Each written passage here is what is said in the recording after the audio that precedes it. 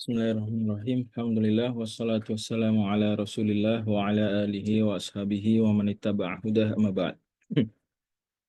Yang saya hormati para ustadz sekalian dari tim peneliti IHKAM. Yang saya hormati juga para hadirin yang berbahagia. Insyaallah malam hari ini kita akan membahas satu topik yang berjudul apakah haji dan umroh ritual paganisme. Nah, apakah haji dan umroh ini ritual penyembahan berhala, Mbah Ka'bah gitu ya, atau mewarisi eh, ritual-ritual musyrik dari orang-orang jahiliyah.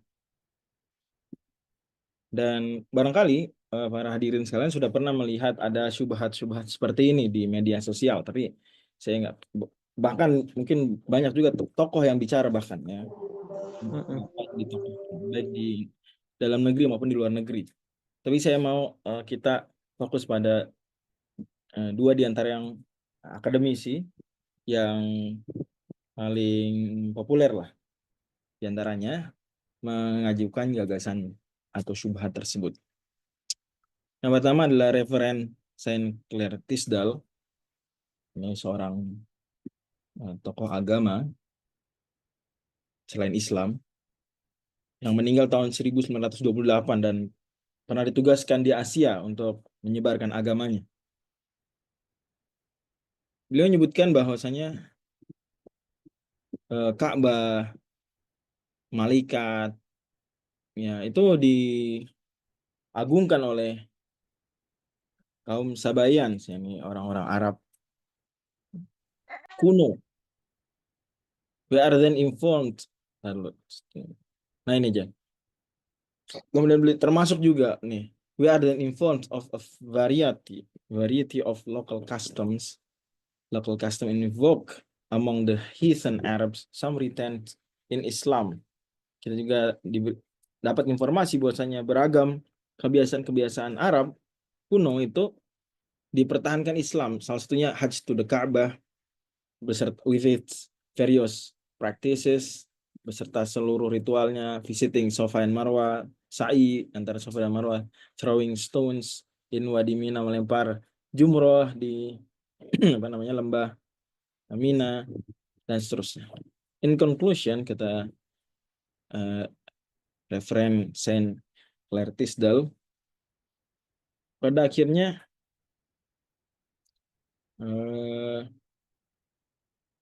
Islam atau Quran itu mengandung tradisi-tradisi keagamaan yang ada di sekitar Nabi Muhammad. And we know, kata Clair Tisdale, kata pendeta Clair Tisdale, of no other answer as to the adoption of these than they were assumed to exist in the time of Abraham and therefore were continued by the prophet. Tapi kita tahu bahwasanya nggak punya jawaban orang Islam terhadap kritik kita ini daripada mereka berasumsi bahwasanya ajaran tersebut sudah ada sejak zaman Nabi Ibrahim. Kemudian Nabi Muhammad SAW melanjutkan. Ya.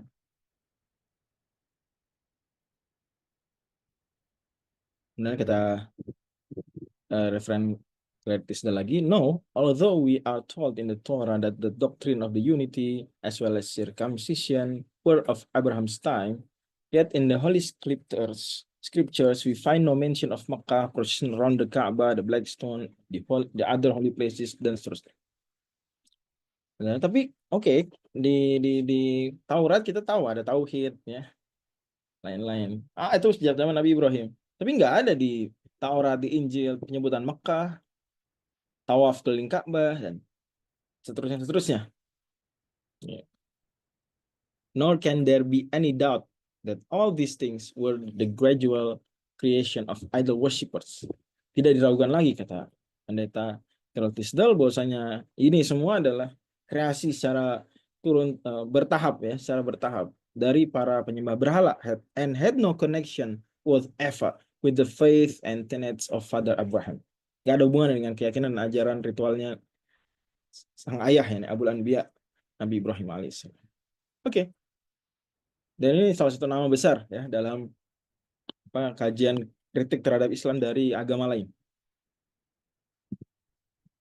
Dan sengaja, walaupun banyak tokoh hari ini yang mungkin video atau tulisannya beredar di jagat media sosial mungkin ya. Beberapa kadang mampir juga di grup-grup WhatsApp menyebut bahwasanya, dan beberapa tokoh di Indonesia sangat disayangkan ya, menyebut bahwasanya ajaran Islam itu sebenarnya, terutama wabil khusus haji, itu ada ajaran-ajaran keberhalaannya, paganisnya. Di Mesir juga ada tokoh tokoh terkenal, bukan syekh ya, nggak pakai jilbab, menghina para ulama Al-Azhar, ya, menyebut bahwasanya sampai dibantu oleh Profesor Muhammad Imaro dan lain-lain, bahwasanya bahwasanya ajaran haji adalah ajaran berhala yang diadopsi Islam. Robert Murray, nah ini saya pertama kali tahu ini syubhat ini dari buku ini, Islamic Invasion. Siapa yang udah pernah baca bukunya? Saya bacain SMA kelas 1. Siapa yang pernah baca bukunya? Pernah lihat nggak? Apakah haji itu seperti paganisme? Haji. Enggak, sebentar. Ini dulu, bukunya udah pernah baca belum? Ada yang pernah baca? Ada pernah lihat? Belum pernah, Ustaz. Pernah ya? Oke. Belum pernah. Alhamdulillah kalau gitu. Zaman saya kelas 1 SMA, buku ini tuh lumayan beredar. Saya dapat dari teman saya nantinya masuk Fakultas Hukum UI ya. Gitu. Perempuan, gak pakai jilbab, tapi muslimah, akhlaknya baik ya. Dan belakangan pakai jilbab. Ya. Sebentar, ada yang bocor suaranya. Tapi beliau ngasih itu buku ke saya. Saya ketua kelas waktu itu, di kelas 10, kelas 1 SMA. Jri, lu baca nih, Jri. Nah, terus kasih tanggapan. Saya bacalah. Waktu itu versi terjemah. Tahun tersebut tahun 2006, bukunya baru terbit 2005. Ini versi Indonesianya. Bacalah. Salah satunya saya ingat banget, wah, subhatnya banyak banget ini. Di antaranya ini. Sampai waktu itu di antara yang cukup ya, yang kemudian merespon Ustadz Mako Ginta, juga Ustazah Irene Doyo juga merespon. Alhamdulillah kalau bukunya udah nggak populer, tapi waktu itu bahkan di dunia relatif populer. Robert Murray, ya, bukunya populer, The Islamic Invasion. Judulnya memang merespon Islam yang maju pesat di Barat, ya. Maka gimana nih disebut Islam sedang invasi? Padahal ya nggak ada apa invasi Islam, nggak ada. Justru yang ada, maksudnya di masa-masa tersebut, yang ada adalah orang-orang Amerika memang dan Barat berbondong-bondong penasaran dengan Islam, membaca Al-Quran, mempelajari Islam, kemudian tersentuh dan tergerak untuk masuk Islam. Dan itu banyak sampai hari ini terus. Ya, angka yang sangat banyak dan adalah satu hal yang menggembirakan. Walaupun tentu itu amanah juga mesti kita jaga. Dan kita tunjukkan akhlak kita Muslim yang udah dari lahir itu yang baik. Anyway, Robert Murray mengatakan begini. Dan saya bayangkan kalau teman saya aja yang nggak pakai jilbab itu pegang buku seperti itu, udah ya jangan-jangan itu populer. Dan saya lihat waktu itu di toko buku besar ada. Ya, setelah itu saya lihat, bener ada. Ya, gini. Bayangkan kalau seandainya Muslim diwajibkan, required, despite the hardship and the great cost, meskipun susah dan harga mahal, apaan diharuskan ya? Memang wajib, tapi bagi yang mampu, nggak despite the hardship and great cost. Tapi inilah Robert Murray. Dan banyak di buku ini yang nggak bener ya, nggak bener. Sering mengatakan gini juga tanpa citasi ya, asal klaim aja. To go on a pilgrimage to Saudi Arabia to worship at the Kaabah in Mekah. Supaya dia pergi haji ke Mekah, Kaabah di Mekah, at least once in his lifetime. Bayangkan kalau seandainya ada agama Rusia menuntut sekali seumur hidup mesti pergi ke Moskow, kemudian beribadah di lapangan merah, atau ada agama dari Amerika mewajibkan untuk pergi ke Washington di Amerika Serikat. Bukti-bukti sejarah, kata Robert Murray, udah meninggal by the way beliau 2019, belum lama.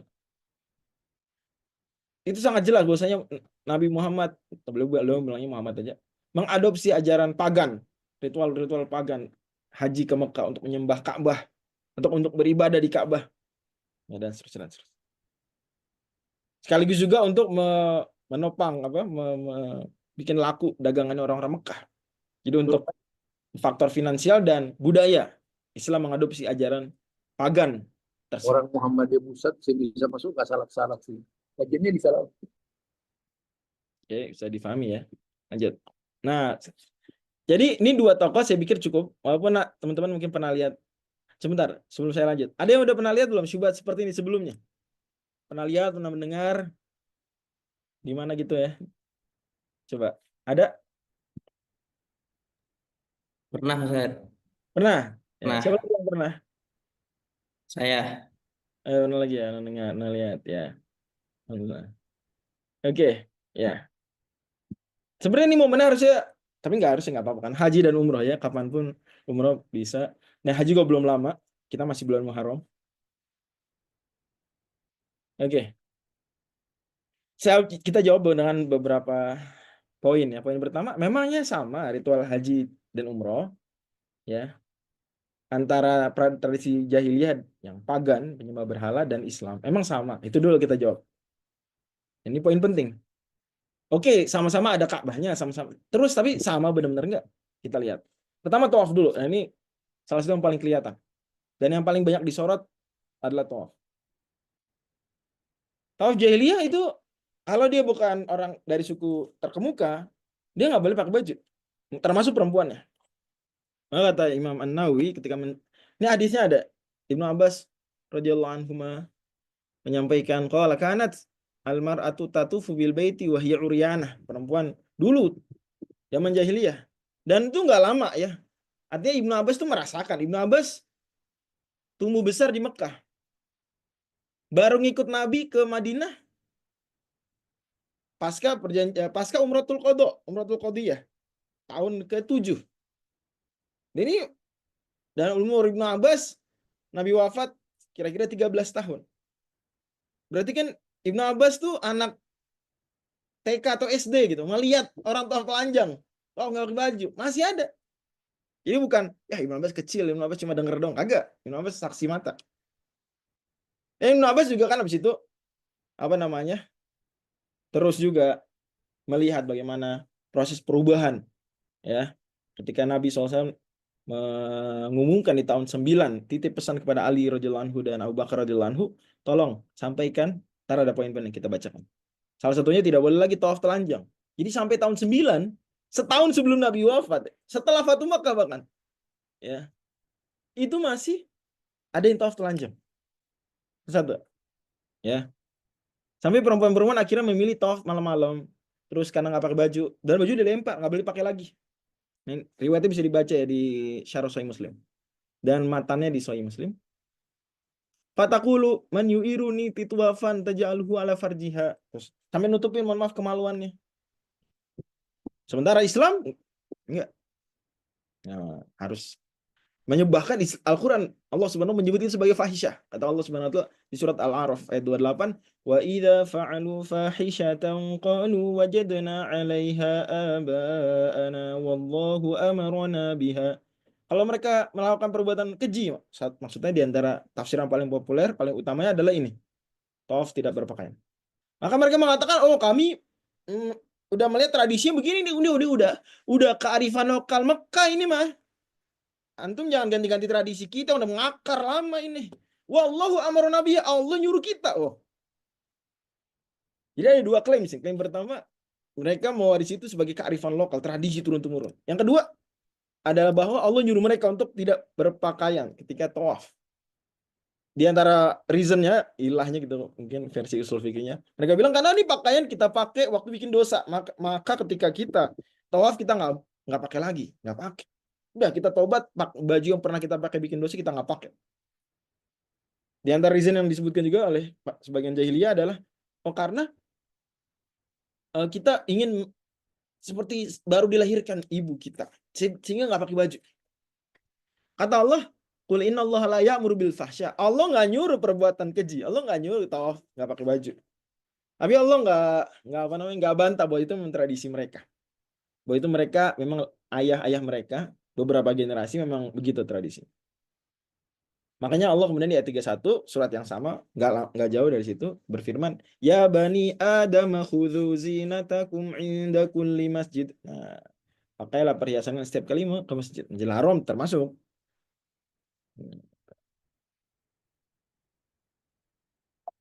Lanjut.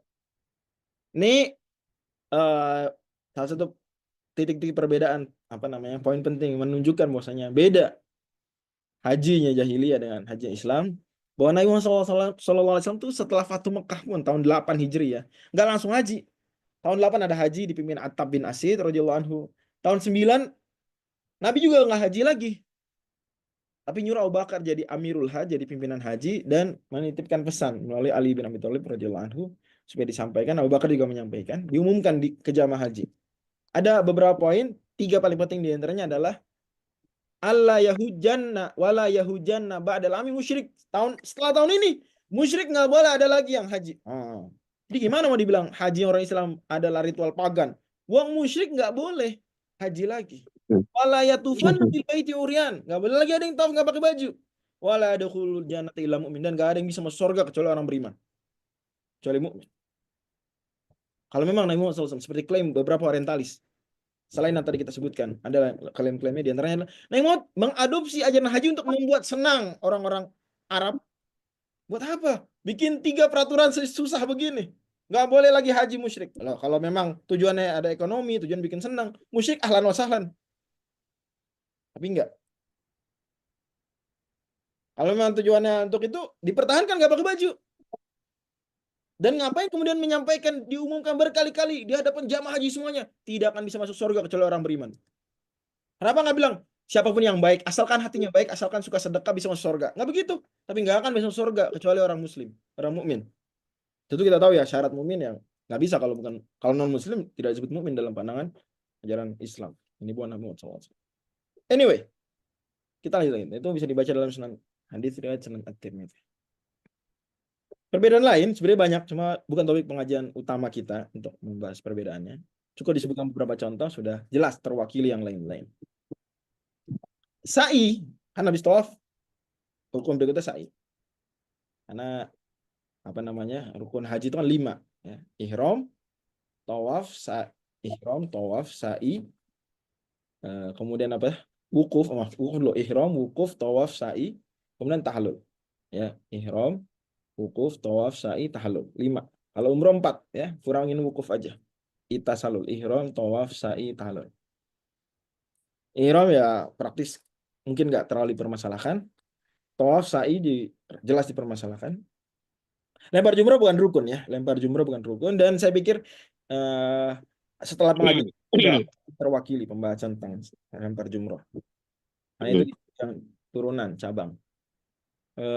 Apalagi tadi wukuf juga nggak begitu terlalu masalah. Artinya isu yang terbesar justru di tawaf, di sujud, di nyembelih, di sa'i. Itu yang kita beri tekanan.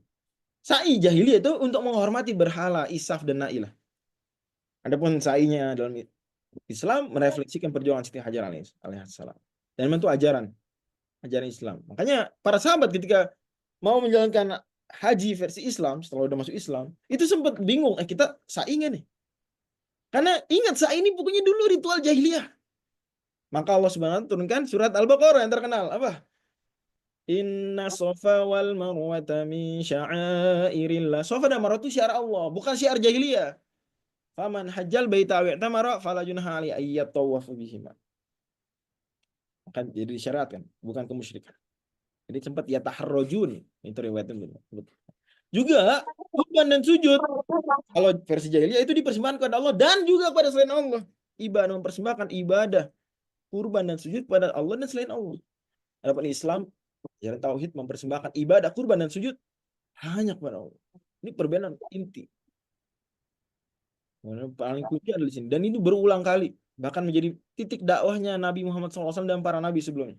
Bahwasanya mempersembahkan ibadah hanya kepada Allah Subhanahu wa taala. Bahwasanya itu merupakan syirik besar yang mengeluarkan seorang dari keislaman, mempersembahkan ibadah pada selain Allah. Dan ini kesepakatan ijma seluruh ulama. Ya, ijma seluruh ulama tanpa terkecuali.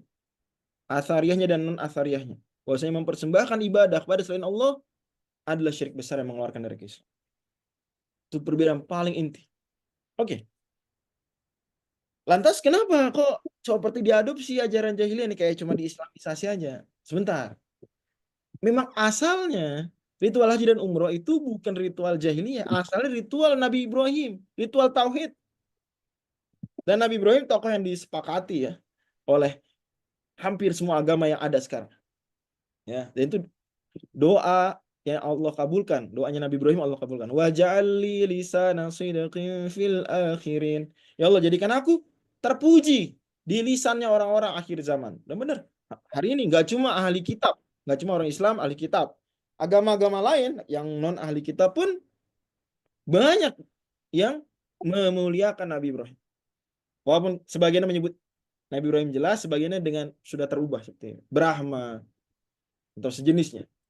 Nah, tapi itu adalah doa yang dikabulkan. Bisa dibilang hampir semua penduduk planet bumi menghormati Nabi Ibrahim.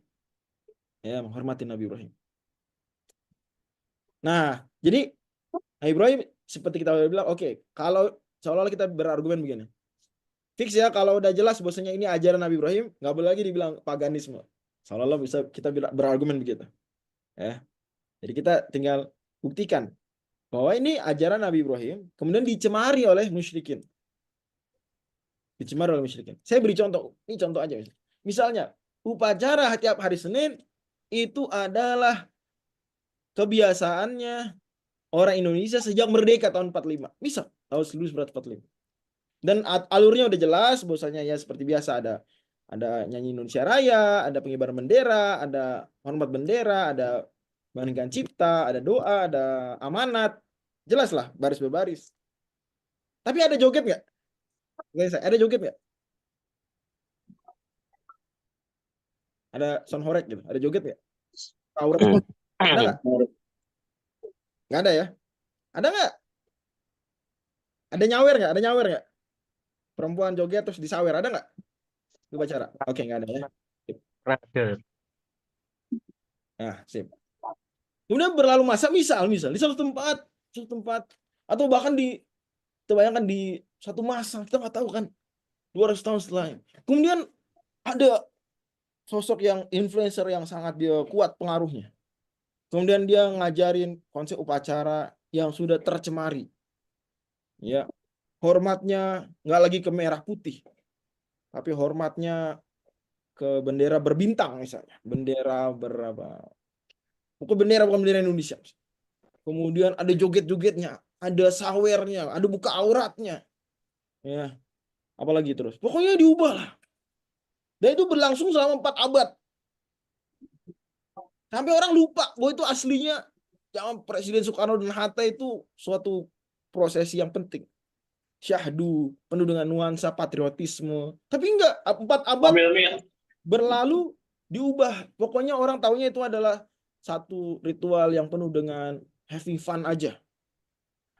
Kemudian setelah 4 abad berlalu datang orang yang ingin memperbaharui kembali, mengembalikan upacara seperti apa? Awalnya.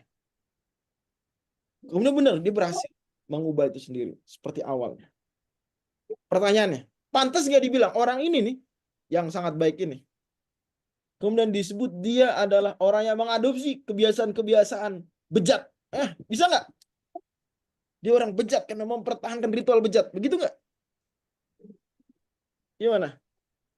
Nah, enggak. Justru kita bilang dia adalah orang baik yang merefresh, membersihkan lagi upacara seperti dulu zaman Presiden Soekarno dan Hatta. Mudah-mudahan Allah rahmati mereka berdua. Nah, sebenarnya itulah logika yang mestinya difikirkan. Itu sudut pandang yang benar terhadap haji orang Islam. Terlebih Islam itu sendiri tidak pernah mengaku sebagai agama bertauhid pertama, nggak pernah. Tapi Islam jelas menyebut bahwasanya Nabi Adam pun manusia pertama sudah bertauhid, mengajarkan tauhid, dan begitu juga para nabi setelahnya, termasuk Nabi Ibrahim, Nabi Musa, Nabi Isa. Jadi nggak pernah diklaim Nabi Muhammad, akulah Nabi tauhid pertama. Bahkan Allah suruh Nabi Muhammad mengatakan, "Qul ma kuntu bid'an minar rusul." Aku bukan rasul yang bid'ah. Ini bukan rasul yang baru ada, enggak. Sebelumku banyak rasul. Dan ayat-ayat sejenis banyak. Nah, jadi kita kemudian sekarang mengecek sejak kapan ritual haji yang diajarkan Nabi Ibrahim yang murni merupakan ajaran tauhid kemudian dicemari unsur-unsur paganisme. Rasulullah SAW sendiri yang menyebut awwalu man ghayyara dina Ibrahim alaihissalam Amr bin Luhai. yang pertama kali mengubah ya agama ajaran Nabi Ibrahim adalah Amr bin Luhai. Hadis riwayat At-Tabarani. Dan hadis ini akarnya ada di Sahih Bukhari, bahkan di situ disebutkan Nabi Muhammad SAW diperlihatkan ketika diperlihatkan neraka ada Amr bin Luhai menyeret apa dalam Sahih Muslim ya, menyeret usus. Dari Sahih Bukhari Nabi SAW menyebut Amr bin Luhai awaluman sayyabas sawaib, yang pertama kali membuat ritual-ritual musyrik di Mekah. Dan ini kira-kira kita bisa buat timeline-nya begini. Masa hidup Nabi Ibrahim alaihissalam umumnya para sejarawan menyebut ya ini di kira-kira tahun 2000 sebelum Masehi. 2000 sebelum Masehi sampai 1996 sampai 1821 sebelum Masehi. Ini hitungannya apa namanya? Beberapa banyak ahli kitab, banyak ahli kitab. Kita anggap itu oke dan juga cocok dengan alur yang diperkirakan. Tidak terlalu jauh. Kemudian masa hidup Amr bin Luhai nanti akan disebutkan itu adalah tahun 309 sampai 379 Masehi kira-kira. Kemudian Masehi ya, ini sebelum Masehi. Jadi jaraknya berapa abad ini? Kalau kita anggap ini abad 19, ini abad 4. Berarti jaraknya berapa? 23 ya. 23 abad. Saya bilang 2 milenium. Kemudian abad 6 Nabi Muhammad SAW lahir. Diperkirakan tahun 571 Masehi. Kemudian tahun 632 beliau wafat sallallahu alaihi wasallam. Oke. Maka di sini ada beberapa pertanyaan, ada beberapa hal yang nanti kita bahas. Kita mengecek bagaimana di masa ini, di masa setelah sudah dicemari ritual haji dengan kemusyrikan, kemudian bagaimana sebelumnya. Dan tentu saja ini adalah masa ketika Nabi Muhammad SAW membersihkan itu kembali. Oke. Kata Profesor Robert Hoyland, ini salah satu cara memahami calon beliau dan sinkron dengan data-data setelahnya, bahwasanya memang kalau mundur sampai abad keempat Masehi, maka semua bangsa Arab musyrikin. Ini bangsa Arab. Setidaknya bangsa Arab musyrikin kalau untuk Mekah maka masih cocok karena tadi abad keempat Amr bin Luhai yang mencemari kemusyrikan, mencemari ajaran tauhid di Mekah. Tapi kita nggak usah terlalu khawatir, bisa ditemukan seperti Herodotus menyebut bahwasanya Tuhan bangsa Arab. Herodotus itu 200 tahun sebelum Masehi kira-kira itu menyebut bahwasanya di Jazirah Tuhan Al-Lata dan Orotaut ya. Gak usah terlalu khawatir karena pada akhirnya itu bisa difahami sebagai Arab secara umum, tidak hanya ya, Arab secara umum, tidak hanya Makkah. Dan itu malah menguatkan bahwa ada Tuhan Allah, Tuhan Allah yang disembah oleh orang Arab juga. Lata belum ada di masa Herodotus. Berhala Lata belum ada. Intinya kata Profesor Robert Hoyland, kalau kita mundur ya dari masa sebelum Muhammad SAW sampai abad keempat, maka hampir semua bangsa Arab di abad keempat itu musyrik. Oke, fix. Dan bahkan bisa diketahui dari tulisan-tulisan di batu, di gua, menyebutkan kemusyrikan di abad keempat, 5, 6 Masehi. Ini masa-masa jahiliyah sebelum Nabi Muhammad SAW diutus. Lo katakan dalam buku Arabian Arabs. Dan cocok itu dengan uraian Imam Ash-Shahrastani dalam Al-Milal wan Nihal. Dan beliau bawa Amr bin Luhai, beliau cerita ya bahwasanya bagaimana Ka'bah itu pertama Nabi Adam alaihissalam turun di Sri Lanka, kemudian sementara Siti Hawa turun di Jeddah, dipertemukan di Padang Arafah, kemudian Allah Subhanahu Wa Taala memperkenankan Nabi Adam untuk menjadikan satu titik di Mekah sebagai rumah ibadah. Itulah inna awwala baiti wudi'a lin-nasi lalladzi bi Bakkah mubarak ya, Bakkah, surat Ali Imran. Sungguh rumah ibadah pertama yang dibangun manusia adalah yang di Bakkah. Dibangun untuk manusia adalah di Bakkah. Dan itu sebagai satu hal yang mirip dengan apa yang di langit Baitul Ma'mur. Para malaikat juga beribadah di Baitul Ma'mur, maka Nabi Adam juga begitu. Tapi waktu itu belum berbentuk batu besar, belum. Baru berbentuk fondasi saja. Kemudian Nabi Syith, beliau bawakan itu dalam Al-Milal Nihal. Nabi Syith, anaknya Nabi Adam yang paling terakhir, anak ke-41, itu kemudian membangunnya. Setelah itu ketika banjir Nabi Nuh hancur. Kemudian Nabi Ibrahim disuruh membangun lagi dengan Nabi Ismail, bersama Nabi Ismail. Dan seterusnya. Ceritanya habis itu dikenal. Nah, kata beliau habis itu di 2 paragraf sebelum ini. Wa awwalu man wada'a fil asnam. Siapa yang pertama kali naruh berhala? Jadi Ka'bah itu sendiri bukan berhala. Orang Arab jahiliyah pun tahu Ka'bah itu sendiri bukan berhala. Karena konsep berhala ya adalah patung ini atau sesuatu ini adalah dia punya kekuatan atau dia jelmaan simbol dari yang punya kekuatan. Baik kekuatan ini sendiri, mustakil, mandiri, atau parsial, tidak mandiri. Ya, bisa aja dia Tuhan tertinggi, simbol dari Tuhan tertinggi, atau simbol dari Tuhan kecil. Pokoknya punya power.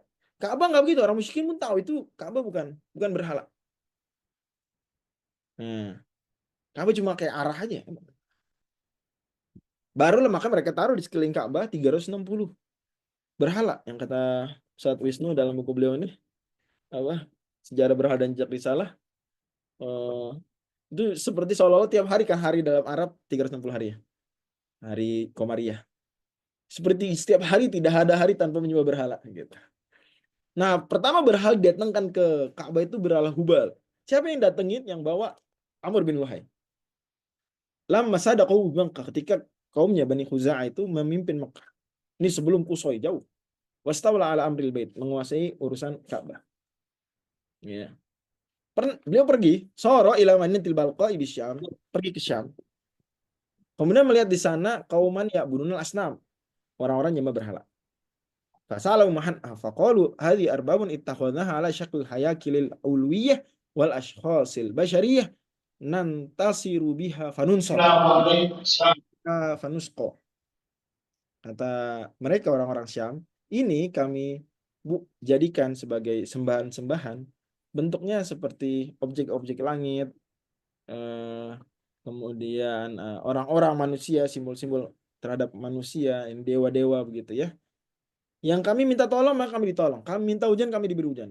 Itu Amr bin Luhai ingat Mekah ini kering kerontang, hampir nggak turun hujan, jarang. Maka wah mungkin kalau bawa berhala nih apa bisa bikin Makkah subur. Ya. Pak jabahu dzalika, mantap juga kata dia. Wa talaba minhum sonaman min asnamihim. Bagi dong satu. Fadafa ilaihi Hubal, dikasihlah Hubal. Nah Hubal ini banyak peneliti menyebut salah satunya Ustaz Wisnu juga dalam buku sejarah berhala juga condong menguatkan. Dan banyak yang lain-lain. Maksudnya Hubal ini itu berhala yang disebut di Quran Baal. Ya. Di surat As-Saffat. Atad'una ba'la wa tadharuna ahsanal khaliqin. Itu salah satu berhala yang paling banyak disembah di Timur Tengah waktu itu. Termasuk Zeus itu Baal versinya Yunani kuno. Ya, Baal versi Yunani kuno itu Zeus. Baal juga disembah di Mesopotamia dengan nama yang beragam, ya. Tapi konsepnya sama, itu Tuhan tertinggi. Ada di bawahnya Tuhan-Tuhan. Nah, dewa tertinggi di bawahnya dewa-dewa. Fasaru bila maka pergilah dia pulang bawa oleh-oleh hardware kemusyrikan, boleh minjem istilahnya Ustaz Salim Afillah, hardware kemusyrikan, bawa pulang ke Ustaz Salim membahas cerita ini di buku beliau Saksikanlah Bahwa Aku Seorang Muslim. Mungkin teman-teman tahu buku itu. Wa wada'ahu fil Ka'bah, taruh di Ka'bah. Nah, sebagian sejarawan diskusi di sini. Ibnu Ishaq menguatkan bahwa ditaruhnya itu di dekat Ka'bah. Yang lain ada yang Ibnu Kalbi berpendapat ditaruh di atas Ka'bah, ada yang berpendapat ditaruh dalam Ka'bah. Pokoknya dia di tempat utama di Ka'bah. Wakana mau Isaf wa Naila. Ada bersama Hubal ditambahin lagi berhala di situ. Muncul lagi Isaf dan Naila. Isaf dan Naila sebenarnya 2 orang yang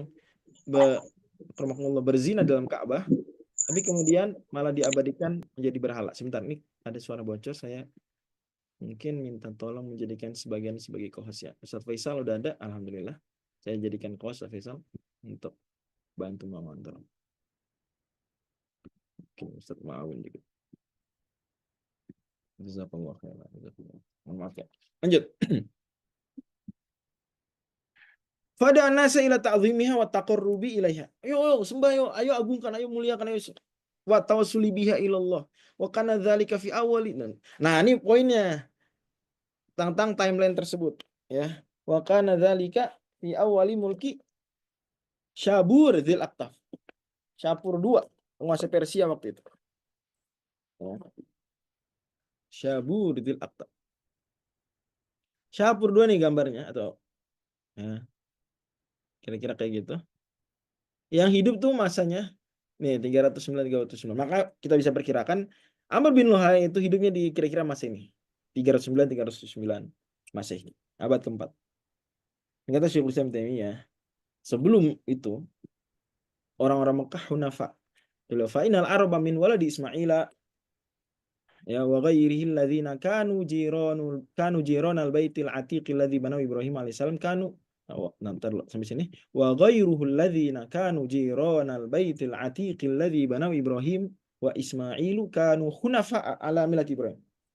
Bangsa Arab dari anak Nabi Ismail dan juga yang bukan dari anak Nabi Ismail min walid Ismail wa ghairihi alladzina kanu yang mereka dulu merupakan orang-orang tinggal di sekitaran Ka'bah. Jadi ucapan ini tidak terbantahkan dengan kalau ada orang musyrik tapi jauh dari Ka'bah, mungkin aja.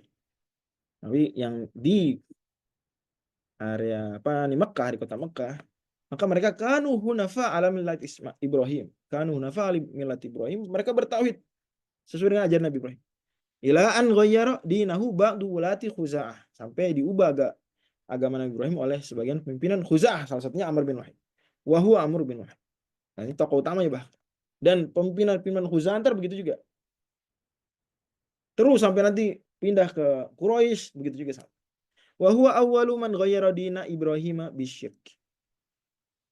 Dia pertama kali merubah ajaran Nabi Ibrahim. Kemudian beliau bawakan hadis terkenal riwayat Bukhari, ru'aitu Amr bin Luhai riwayat Muslim ini, yajur qasbahu ay am'ahu finnar. Aku melihat dari riwayat Muslim Amr bin Luhai menyeret khususnya di neraka. Oke. Nah,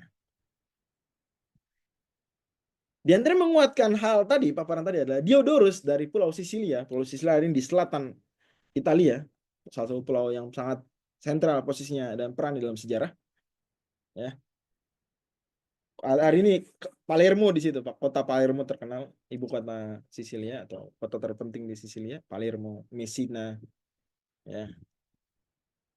Diodorus tahun wafatnya 30 sebelum Masehi. Ini sebelum Nabi Isa, beliau udah wafat.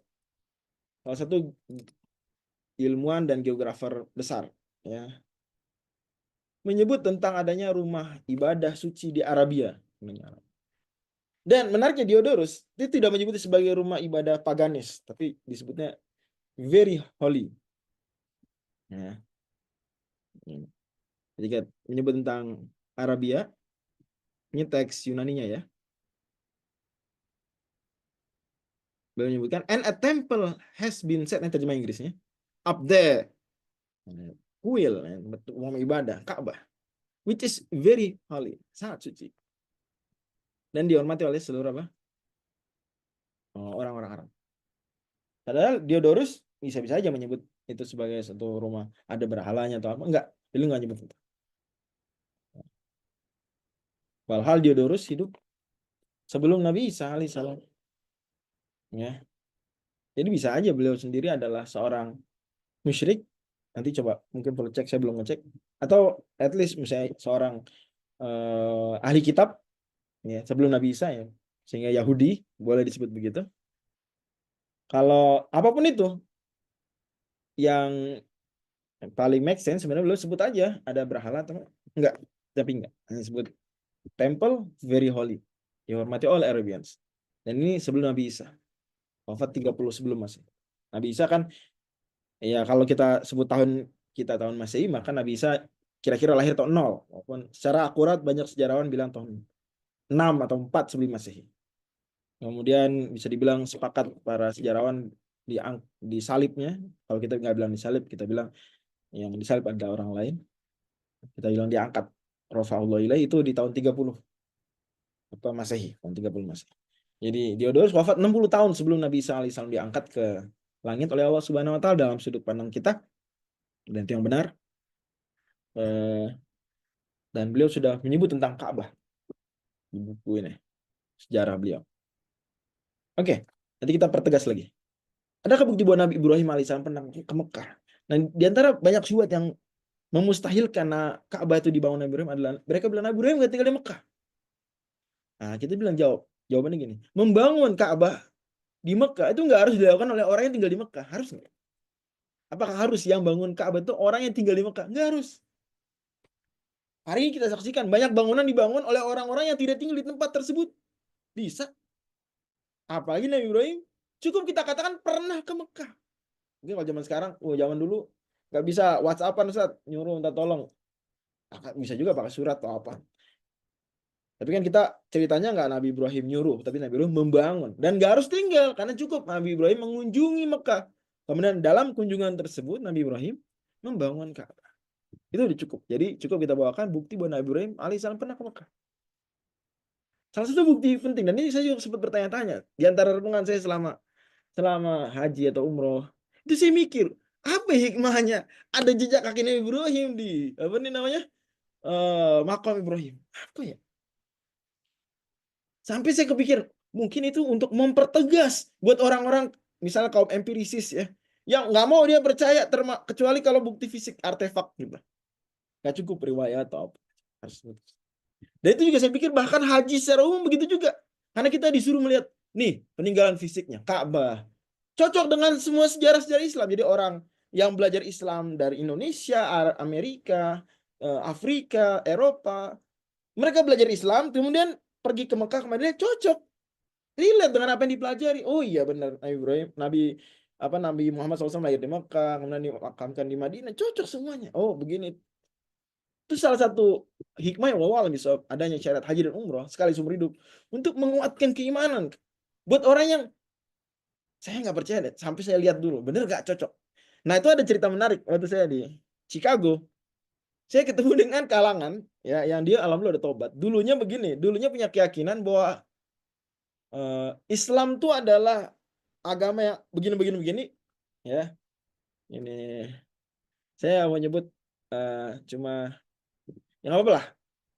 Alhamdulillah udah bisa dibilang hampir semua orang yang tobat. Nanti bisa dicari di Google. NOA, pernah dengar nggak? Aliran di Amerika Serikat, Nation of Islam, pernah dengar nggak? Nation of Islam. Itu aliran di antara tokoh besarnya, tapi udah tobat, Malcolm X, ya. Oke. NOI, Nation of Islam. Dia ngajarin puasa Ramadan itu selalu di bulan Desember. Sholat, ajarannya. Mereka bilang kami Muslim, udah militan Islam yang bagus, maksudnya semangatnya. Bukan Islam yang asal-asalan, dia nggak mabok, dia nggak berzina, serius bagus. Malcolm X contoh. Malcolm X nanti tobat, sadar ini NOI keliru. Nah, kenapa bisa banyak yang tobat? Setelah itu ternyata pengikut-pengikutnya haji. Pas haji lihat, lo kok nggak cocok sama ajaran NOI? Tahu lah mereka. Tentu kita bilang bahwasanya nggak semua yang ditemukan di Mekah atau Madinah itu adalah ajaran Islam.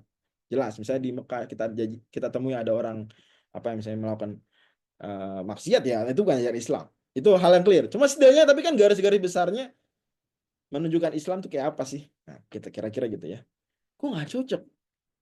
Konsep-konsepnya Tuhan gimana, Nabi Muhammad gimana? Pokoknya gitu mereka. Karena mereka bilang Tuhan menjelma, Nabi Muhammad adalah masuk ke dalam jiwa ada tokoh mereka, tokoh NOI. Jadi di antara hikmah adanya haji dan umroh itu adalah menguatkan Islam tuh begini. Terus ketemu Muslim dari berbagai tempat. Sholat kita sama ya. Allahu Akbar. Baca Al-Fatihah sama. Woi, menguatkan. Ternyata yang diajar di kampung saya Al-Fatihah sama yang diajarin di New York, sama yang diajarin di Mekah, di Kairo, di London. Kan itu keren banget. Nah, salah satunya juga adalah adanya hal-hal yang itu sifatnya peninggalan fisik sejarah. Salah satunya jejak kaki Nabi Ibrahim. Ini jejak kaki Nabi Ibrahim. Ya. Adanya di sini nih. Ini zaman Utsmaniyah begini, makam Ibrahim. Ini zaman Arab Saudi begini. Yang jadi memang sudah berjarak dan makam bukan tempat dimakamkan, dikubur. Sallallahu alaihi wasallam ya, tapi tempat pijakan, tempat berdiri makam. Kalau ada yang bertanya, memang berdiri buat apa? Jawabannya berdiri buat bangun Ka'bah. Kalau berdiri buat bangun Ka'bah kok jauh banget. Kayak kita mau masang genteng, kok tangganya jauh banget dari rumah gitu. Enggak, memang ini posisi udah diubah. Aslinya tadi nempel. Kita bacalah. Tapi sebelum ke situ, ini dulu jejak kakinya. Kok kagak ada jari-jarinya? Kita baca. Kata Al-Hafidz Ibnu Katsir, "Fahadza kulluhu mimma yadullu ala anna al-murada bil maqami innama huwa al-hajarul ladzi kana Ibrahim alaihi salam yaqumu alaihi li binal Ka'bah." Maka Ibrahim itu maksudnya batu atau sesuatu yang Nabi Ibrahim pijak untuk bangun Ka'bah. Lam martafa'al jidaru atau Ismail, ketika udah tinggi kan, kalau masih pendek masih bisa bangun. Nggak perlu nginjak. Udah mulai tinggi, injak. Nah gitu ya. Dan itu batunya portable. Bisa dipindah-pindah. Ya. Jadi tangga kecil lah. Tangga kecil. Apa orang Jawa bilangnya? Apa ya? Pokoknya inilah. Itulah. Apa namanya tuh? Yang biasa orang pakai buat duduk nyuci apa? Ya, itu. Dingle Ustaz. Tingle ya. Gitu ya. Mirip-mirip gitu atau mungkin apalah pijakan. Kullama kamal nahyatan intaqala ila nahyatul ukhra. Kalau udah bangun di sini geser lagi gitu. Jatuh full Ka'bah terus sampai semuanya full kebangun. Wa waqifun alaih. Nabi Ibrahim berdiri di atas itu. Kullama faragha min jidar naqala ila nahiyah allati taliha kadza. Setiap kali selesai dari sisi ini geser makomnya naik lagi persis tingkle tadi ya. Hatta tamma jidaratul Ka'bah sampai semuanya selesai. Nah, walam yazal hadza ma'rufan ta'riful Arab fi jahiliyatiha. Dan terus itu diketahui oleh orang Arab. Tahu ini jejak kaki Nabi Ibrahim. Maka orang Arab, sejahiliyah orang Arab, mereka melihat Nabi Ibrahim. Waktu Fatu Mekah, Nabi Muhammad SAW masuk Ka'bah. Di dalamnya ada gambar Nabi Ibrahim dan Nabi Ismail. Dan mereka menyalahkan Nabi Muhammad atas klaim bahwasanya Nabi Muhammad menghidupkan ajaran Ibrahim. Bagi orang Mekah, worldview mereka adalah mereka lah yang menjaga tradisi Ibrahim alaihissalam, tradisi Nabi Ibrahim alaihissalam. Si Nabi Muhammad ini bid'ah justru. Membawa ajaran baru. Ahli bid'ah nih, menyimpan dari ajaran Nabi Ibrahim alaihissalam. Begitu justru sudut pandangnya orang-orang Mekah waktu itu. Makanya Abu Thalib mengatakan dalam lamiyahnya, qasidah yang terkenal memuji Nabi Muhammad SAW, wa mautu Ibrahim fi sakhi rutbatun ala qadamaihi hafiyan min ghairi na'ili.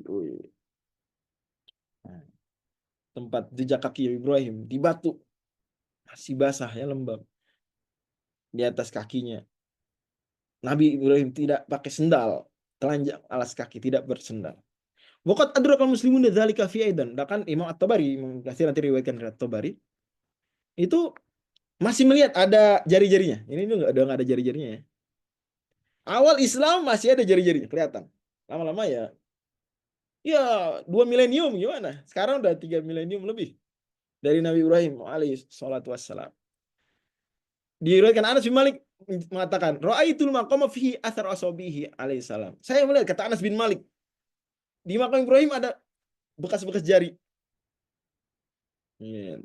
Ghairu annahu adzabahu mashun nasi bi'idin, tapi lama-lama sirna karena orang-orang pegang.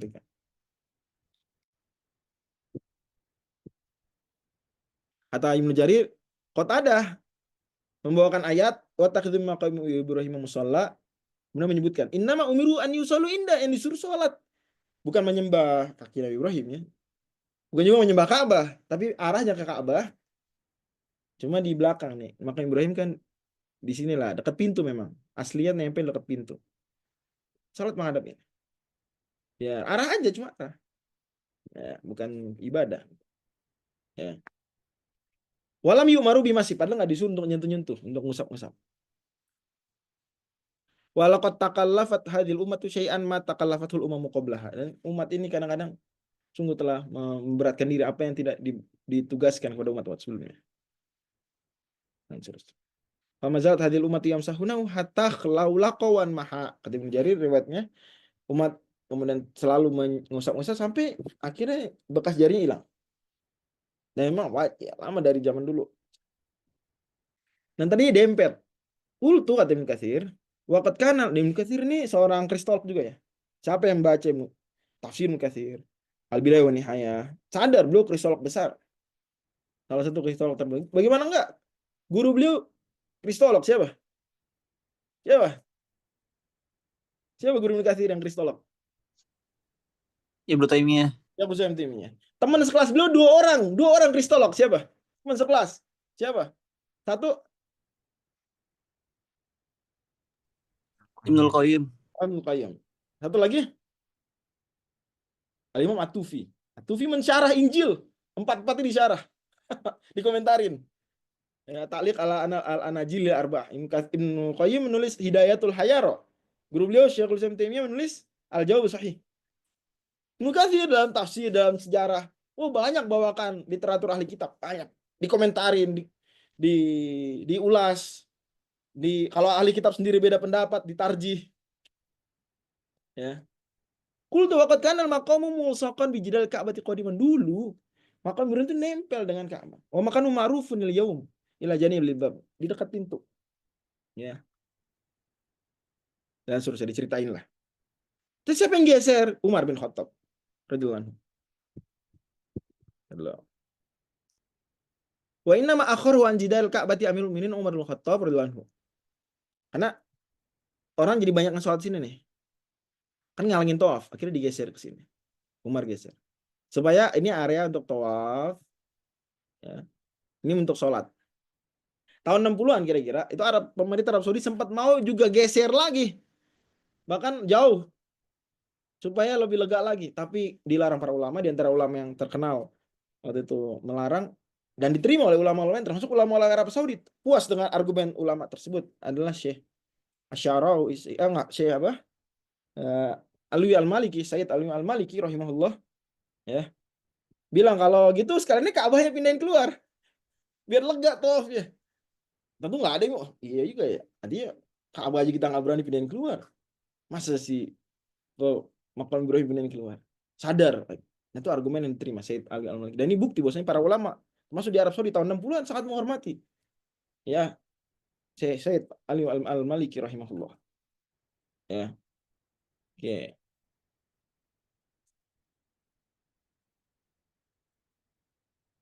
Intinya Umar bin Khattab geser sampai segini aja. Udah sampai sekarang bertahan. Ini zaman Utsmaniyah juga di situ. Zaman Utsmaniyah. Itu ada gapuranya zaman Utsmaniyah, dan dia ketutup dengan kubah begini. Sekarang ini emas, ya. Oke, lanjut. Ini satu argumen bukti bahwasanya Ibrahim pernah ke sini.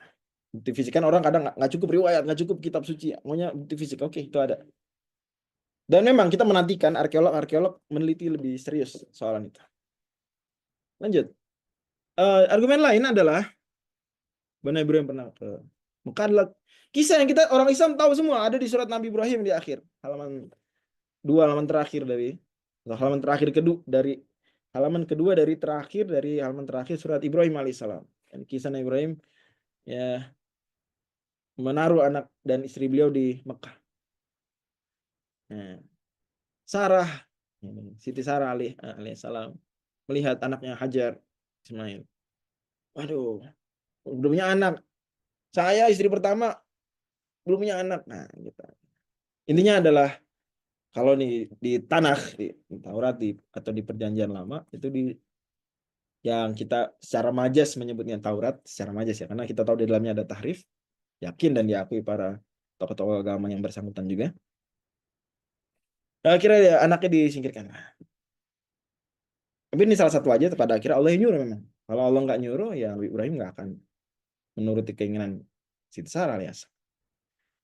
Ya. Bawalah anaknya. Ya. Kemudian pagi-pagi Nabi Ibrahim bawa Hajar dan sang anak. Ya. Ini terjemah Indonesianya begini. Cuma saya lebih suka yang versi ini. Ada teks Hebrew-nya bisa dicek, dan Inggrisnya juga terjemah salah satu yang paling reliable, paling bisa diandalkan. Ya. Nah, kemudian itu di lembah Beersheba, ya, airnya udah habis, anaknya kehausan, gimana dong? Ya, wah anaknya mau mati, gimana nih? Menangislah Siti Hajar. God heard the cry of the boy, and an angel of God called to Hajar from heaven and said to her, ada apa? Ada masalah apa, Hajar? Tuhan mendengar, Tuhan menyuruh malaikat untuk menemani Hajar. Kemudian akhirnya menghibur, tenang, anak ini akan dijadikan, aku jadikan anak ini bangsa yang besar turunannya. Kemudian muncullah apa? She saw a well of water, muncullah sumur Zamzam ya. Nah, kemudian diisilah oleh Hajar. Ini kan ditahan airnya biar ngisi botol. Kalau kata Nabi SAW, kalau dibiarin jadi sungai dan seterusnya.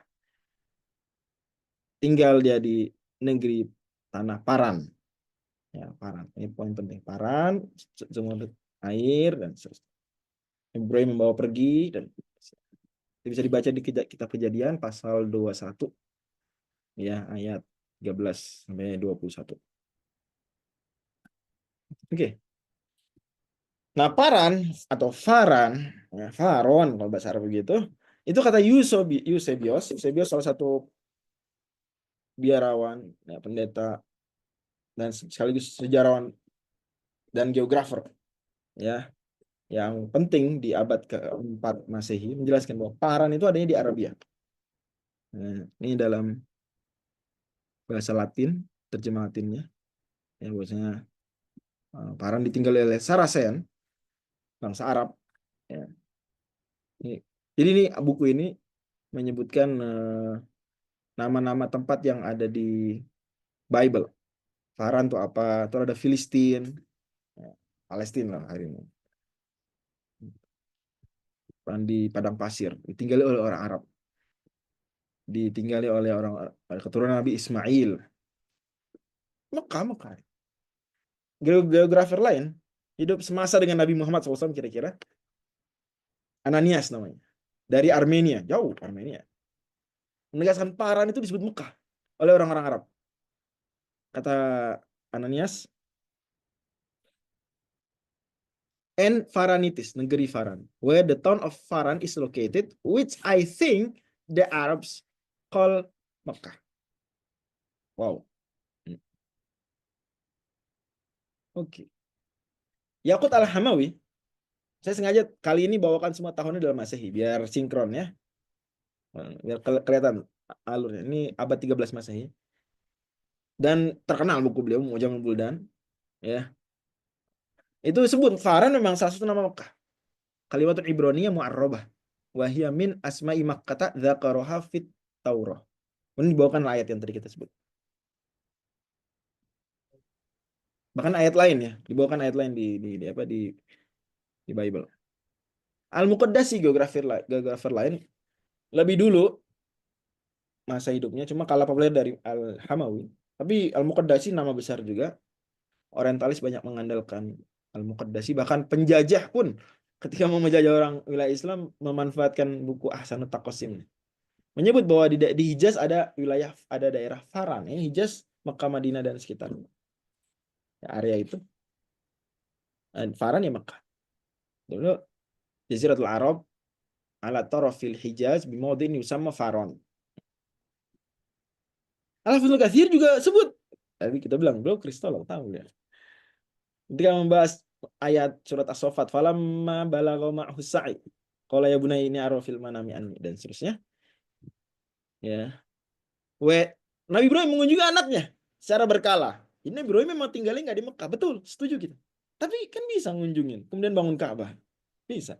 Ya tabu fi kulli waqtin yatafaqqadu waladahu wa umma waladihi bi biladi Faron. Nabi Ibrahim nengok anak, nengok istri di negeri Faron. Dalam tafsir ayat lain beliau juga membawakan satu ayat dari Taurat. Wa fi akhir Taurah. Ini ketika menafsirkan surah At-Tin. Jadi kan surah At-Tin wa tini wa zaitun wa turi sinu hadzal baladil amin. Kata beliau, itu menyebutkan 3 tempat yang ada ayatnya di Taurat. Tentu Nabi Muhammad SAW nggak bisa baca Taurat. Ini kecocokannya adalah karena sama-sama keduanya asal dari Taurat dan Al-Quran berasal dari ini Allah firmankan. Asal dari Taurat dan Al-Quran Allah firmankan. Al-Quran dan asal Taurat ya. Ini bagian yang belum ditahrif. Ayatnya gini, wa asyraqa min sa'ir. Sa'ir ini adalah di Baitul Maqdis. Tempatnya Nabi Isa diutus. Wasta'lana min jibali Faron. Ja Allahu min turi Saina yani ladzi kallamallahu alaihi Musa bin Imran. Turi Saina tempat Nabi Musa. Sa'ir tempat Nabi Isa. Wasta'lana min jibali Faron, yakni jibal Makkah. Alati arsallahu binhu. Jadi watini wa zaitun wa turisin wa hadzal balad. Watini wa zaitun Nabi Isa. Wa turisinin Nabi Musa alaihissalam. Wa hadzal baladil amin, negeri ini Makkah. Nabi Muhammad SAW. Nabi Isa alaihissalam, Nabi Musa, Nabi Muhammad SAW. Oke. Wahab bin Munabbih, beliau mantan pendeta bahkan. Ya, tahulah kita. Wahab bin Munabbih salah satu tabi'in terkenal yang mantan pendeta. Menyebut lembah Faron ini memang wilayah lembah Faron, lembahnya ya, itu di sekitaran Mekah. Jadi Faron, Mekah atau daerah Mekah itu secara umum, secara garis besar disebut Faron. Disebut lembah kan. Talli Faron, lembah Faron. Wabiha ila Mekah. Ini ya, lembah dekat Mekah. Dan diakui juga oleh banyak rabai. Salah satu yang terkenal di era kontemporer ini adalah rabai Reuven Firestone. Nama besar. Tulisan-tulisan beliau dahsyat. Sangat layak untuk dibaca buku-buku rabai satu ini. Ya, bahwa sejak sebelum Islam pun para Yahudi paham bahwa Beersheba, tadi ada Beersheba ya di sini nih. Ini padang gurun Beersheba. Nah, beliau ya, bahwasanya itu ada wilayah Arabia, khususnya Hijaz. Ketika menjelaskan Hijaz could have been associated among Arabian Biblists even with the descent of Beersheba di kitab Kejadian tadi, the location to which Ismail and Hajar were first sent. Dan seterusnya. Memahami Paran sebagai Mekah, Beersheba sebagai Hijaz, dan itu semua ada di semenanjung Arabia dan tempat orang Arab tinggal would be a natural function of the Jewish worldview during the centuries leading up to the beginnings. Itu ada konsep yang di worldview orang Yahudi yang mereka pahami sebelum datangnya Islam Nabi Muhammad SAW. Makanya mereka pada pindah ke Madinah. Kayak ada buku bagus itu oleh Ustaz Wisnu juga, judulnya Yahudi Madinah. Menjelaskan Yahudi ngapain di Madinah. Selanjutnya setelah di abad pertama ketika diusir oleh orang Romawi, ya, itu hukuman juga dari Allah Subhanahu Wa Taala ya. Yang pernah saya sebutkan itu ketika menjelaskan surat Al-Isra. Salah satu hukuman kedua adalah itu. Mereka kemudian mencari tempat hijrah, salah satunya adalah paling cocok. Apalagi kan literatur mereka menunjukkan itu akhir zaman nanti nabi terakhir di sini di dalam mereka. Ada lagi juga namanya lembah Valley of Baka. Kita tahu di surat Ali Imran ada Allah Subhanahu wa taala berfirman, "Inna awwala baiti wudi'a lin-nasi lalladzi bi Bakkah." Bakkah. Sebagian orientalis bilang, ya, penulis Quran itu ngaco. Mereka nyebut Mekah malah Bakkah karena ngikut-ngikut ahli kitab. Kita bilang enggak gitu. Karena di Quran juga ada Makkah. Ada nggak Makkah? Surat apa Makkah? Ini Bakkah surat Al Imran. Makkah surat apa? Al-Fath. Nah, jadi Quran nggak salah atau penulis Quran kalau mereka bilang penulis Quran ya. Itu bukannya nggak tahu ini Makkah disebutnya Bakkah karena ngikutin ahli kitab. Enggak.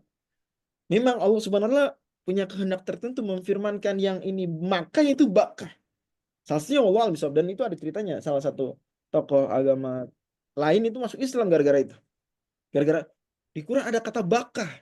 Untuk menyebut itu nama kunonya Mekah. Sejarawan Islam semua bilang bahwa Bakkah nama apa? Nama lamanya Mekah. Tapi kenapa di ayat itu pakai Bakkah segala? Lihat ayatnya. Ayatnya sudah menyebutkan tentang status kunonya Ka'bah.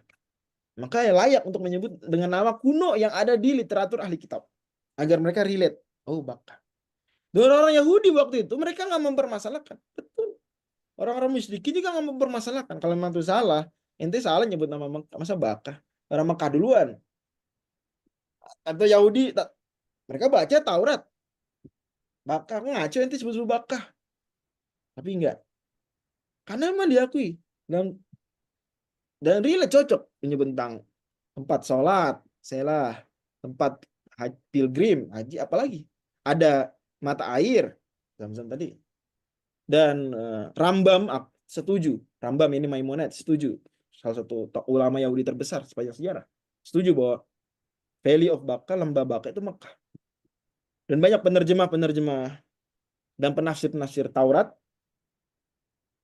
mereka juga penulis-penulis tarjum ya, penulis tarjum banyak itu sebut bahwasanya memang Valley of Baca di Mekah. Ada tulisan bagus bisa dicari, tulisannya Profesor Menachem Ali ya, guru besar di Unair, pakar filologi, itu menguatkan karena ada yang membantah. Enggak, Valley of Baca bukan Mekah, dari kalangan orientalis atau apologet agama lain. Tapi beliau tegaskan, enggak, Yahudi pada akui kok. Oke, lanjut lagi.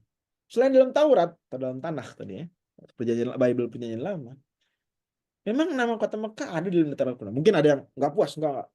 Kami nggak puas, apalagi disebutnya Baka, Faran, Beersheba, enggak. Kami maunya disebut dalam literatur sekuler gitu boleh. Bukan Taurat. Karena ada juga kan orang-orang yang nggak percaya Taurat. Ya, bahkan menyebut ya oke, bahkan Muslim pun tahu bahwa Taurat banyak nggak benernya, tapi kan nggak semuanya nggak bener. Ya, maka Allah juga menyebut di Quran yuhariful kalimah an mawadhi'i, dan ayat lain yuhariful kalimah mimba di mawadhi'. Jadi di tafsir di ayat Quran tersebut disebutkan yang ditahrif itu sebagian ayat dan sebagian tafsir. Jadi nggak semua ayat dan nggak semua tafsiran. Ya. Oke, jadi kita perlu juga lihat literatur lain, nggak apa-apa. Kita jadi pakai logikanya revisionis kira-kira gitu ya, untuk memperkuat atau empirisis. Nggak apa-apa, kita lihat. Claudius Ptolemus nama besar. Saya pikir semua anak sekolah di Indonesia pernah dengar nama Claudius Ptolemy. Ya, biasanya dibahas ketika menyebut pembahasan apa biasanya? Pembahasan peta, pembahasan apa? Mesir kuno, pembahasan bumi yang mengelilingi matahari atau matahari mengelilingi bumi, ya nggak? Keluar nama Claudius Ptolemus. Nah, beliau memang seorang geografer ulung, ya. Dan di masa beliau yang masa tersebut masih sangat minim kajian geografi yang rapi. Bahkan dunia tulis-menulis pun masih sangat minim. Apalagi yang sampai ke zaman sekarang. Beliau sudah menyebutkan koordinat kota Mekah. Oh, dahsyat. Ini dia nih. Ini tulisan Yunaninya, Makoraba. Ini dari terjemahan Jermannya, ditambahin Mekah. Sebenarnya teks aslinya nggak ada kata Mekah. Ini Makoraba Mekah. Ini penerjemah Alfred Stuckelberger dan Gerd Grasshoff itu paham Makoraba ini Mekah. Karena ada juga yang denial. Enggak Makoraba bukan Mekah. Ya terserah silakan ya. Tapi bahkan Ian Morris dari Universitas Amsterdam udah menyebutkan there is a consensus ijma in academic scholarship that Makoraba is Mekah. Oh, udah konsensus buat konsensus akademik barat ya bahwasanya Makoraba itu Mekah. Jadi Ptolemus sudah menyebut kota Mekah. Karena kenapa penting bahas ini? Karena ada yang menyebut atau memulai pembantahan terhadap Islam itu dengan mengatakan Islam ini ngaco tentang Mekah. Mekah ini tidak historis. Kalaupun ada, dia nggak di posisi yang sekarang. Seperti Patricia Cron, profesor dari Princeton, salah satu revisionis besar. Dia bilang Mekah itu nggak di Arab sekarang. Maka perlu bahas yang gini untuk menegaskan Mekah ada. Karena gimana Mekah mau dibilang nggak ada di masa tersebut? Wong kita tadi udah sebut Nabi Ibrahim alaihissalam membangun Ka'bah kok. Masa tiba-tiba kota Mekah unknown nggak diketahui? Nah, ini Ptolemus nggak bikin gambar petanya, cuma nyebut koordinatnya. Dahsyat. Untuk ukuran zaman itu apalagi ya, dahsyat banget.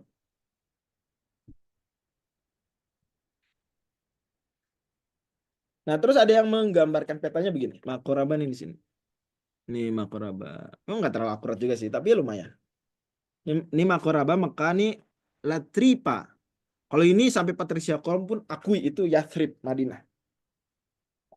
Jadi unik ya, banyak orang yang mengkritik Islam, bahkan mengkritik sampai tidak ilmiah, itu nggak mau mengakui Makoraba itu Mekah. Tapi mereka ngakui Latripa itu Yathrib, Madinah. Itu agak lebih mudah diterima oleh banyak mengkritik Islam. Tapi kita bilang, wahai Patricia Colm kan bilang, masa disebut Madinah nggak disebut Mekah? Berarti Mekah nggak ada. Dia bilang, Anda udah baca belum yang nyebut-nyebut Mekah? Gitu. Atau Anda terima nggak? Atau Anda denial aja? Oke. Dan ini tahun 160 Masehi. Lama sebelum Nabi Muhammad SAW. Bahkan sebelum jadi kota penuh dengan berhala. Kan gitu ya. Isi abad 2. Nah, kata Jawad Ali, Prof. Jawad Ali, buku Al-Mufassal 10 jilid. Saya ingat baca buku ini, wah, memang sangat memuaskan. Ya, salah satu kajian tulisan ilmuwan Arab sih ya, yang melek dengan literatur orientalis. Al-Mufassal fi Tarikhil Arab Qabla al-Islam 10 jilid. Buku lama, udah lama. Itu beliau bilang begini. Nanti teks Arabnya dibaca aja. Kesimpulannya di atas. Jika Ptolemus aja itu sudah bisa memetakan koordinat Mekah tahun 160 setidaknya beliau wafat. Berarti Mekah tentu sudah dikenal luas jauh sebelum Ptolemus tinggal di Mesir. Ya. Juga zaman tersebut kan nggak ada internet. Ya, jauh lebih dikenal sebelumnya. Kita kadang sebagaimana kata Syekh Dr. Sami Amiri sering lost ya pembahasan bahkan soal denial itu karena kita membayangkan masa-masa klasik dulu itu seperti zaman sekarang. Kalau ada mesti langsung update saat itu juga enggak. Ya, kita bayangkan seperti masa tersebut. Kita bayangkan diri kita hidup di masa tersebut. Hidup di masa Ptolemus. Bisa tahu koordinat Mekah. Berarti Mekah udah dikenal nggak cuma di zaman Ptolemus tapi jauh sebelumnya. Ya, nggak bisa kita bilang oh ya udah oke kita terima Ptolemus nyebut Mekah. Berarti Mekah baru ada di abad ke-1. Nggak ada sebelumnya. Ya nggak bisa begitu. Ptolemus juga udah bisa nyebut koordinat Mekah dan lumayan mendekati yang akurat sekarang. Sekarang biasanya daerah sini kan ya. Ini lumayan. Ya. Nanti dibantah ini sama geografer lain yang bilang nggak ada sungai, nggak ada sungai. Anyway, dan memang saya pernah hadir di sidang tesis salah satu kawan saya jurusan hidrologi di Arab Saudi nggak ada sungai sama sekali. Negara luas yang nggak ada sungai sama sekali. Oke.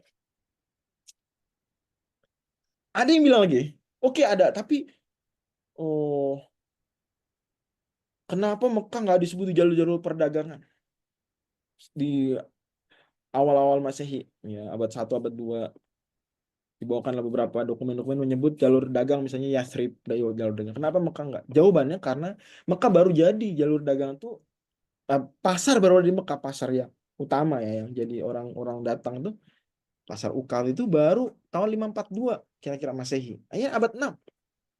Dan cocok seperti uraian Montgomery Watt dalam buku Muwatt Mekah yang dikutip oleh Jawad Ali dalam Al-Mufassal bahwa memang fala makan al-qarnus sadis lil milad ihtaqara tujaru Makkah tijarata fil arabiyatul ghurbiyyah baru menjadi pusat. Dan inilah makanya Allah Subhanahu wa taala imtanna ala Quraisy. Allah menyebut itu sebagai nikmat atas Quraisy.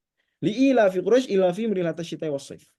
Kalau memang Mekah udah menjadi pusat dagang sebelum Quraisy, ingat Quraisy baru berkuasa di Mekah tuh ya 2 abad sebelum Nabi Muhammad SAW lahir kira-kira. Ya. Nabi Muhammad lahir abad 6. Kalau Quraisy berkuasa anggaplah 2 abad setelahnya misalnya atau 1,5 abad. Anggaplah begitu ya. Maka tentulah nikmat Allah atas Quraisy itu kurang kelihatan. Karena toh juga Mekah udah istimewa begitu sebelum Quraisy. Tapi Allah menyebut li'ila fi Quraisy. Itu nikmat Allah atas Quraisy. Ya, Allah ya ini suaranya kebiasaan orang Quraisy, perjalanan mereka dan seterusnya itu kan nikmat. Falyabudu rabbadul, maka sembah dong Allah. Nah, itu baru make sense, banget make sense itu ketika memang yang dapat nikmat tersebut adalah Quraisy sendiri pertama kali. Ya, Quraisy lah yang kemudian menjadikan Mekah pusat dagang. Sebelumnya belum. Ya, itu penting. Jadi kalau nggak ketemu sebelumnya ya wajar. Ada beberapa literatur memang nggak nyebut Mekah. Literatur menyebut Madinah nggak nyebut Mekah.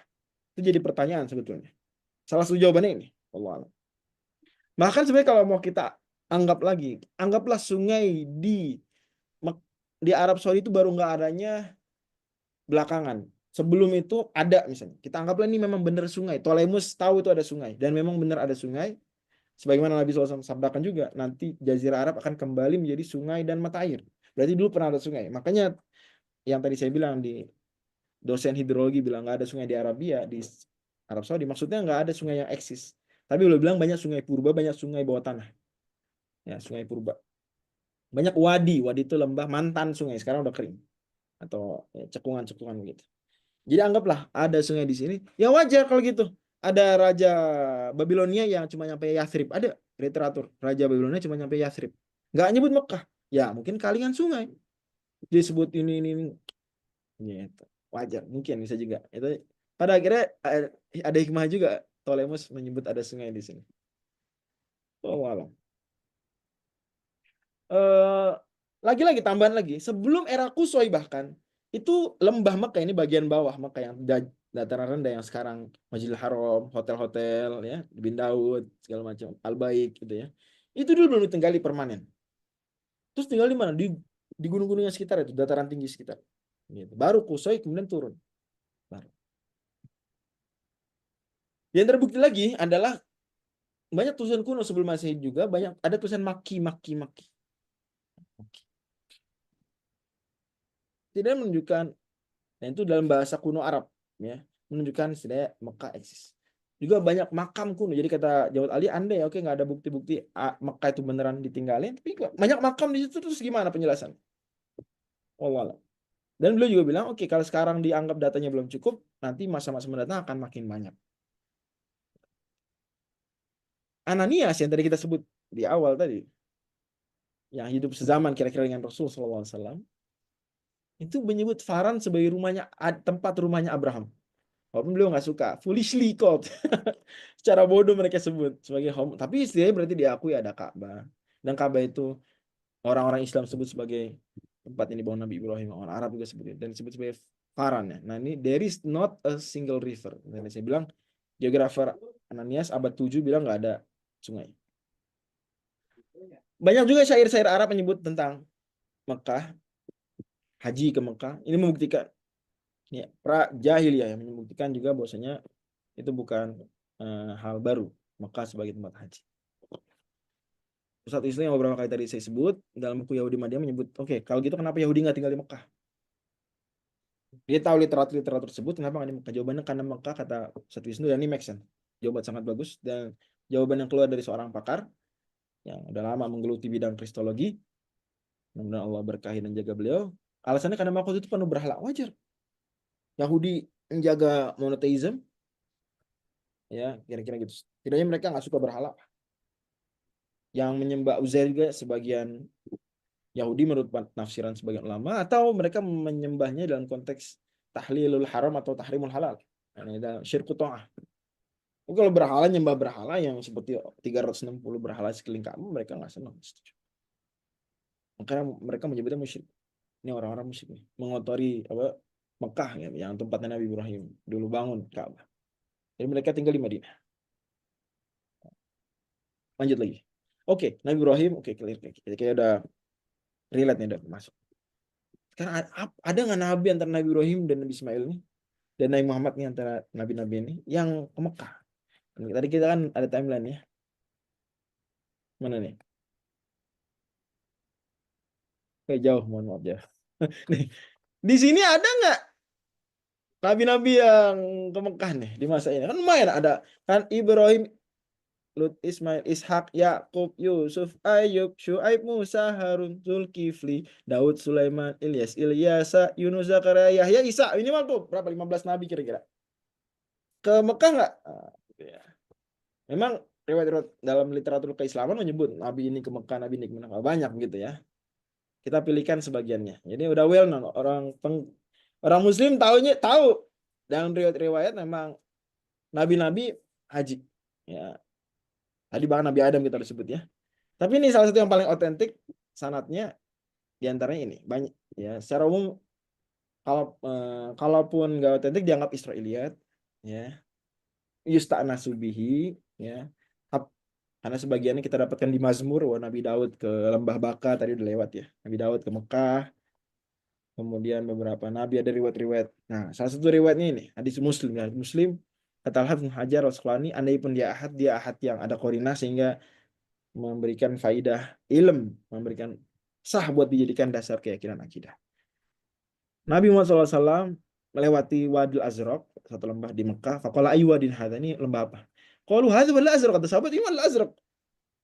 Qala ka'anni anzuru ila Musa alaihi salam habitan min ats-tsaniyati wa lahu ju'arun ila Allahi bitalbih.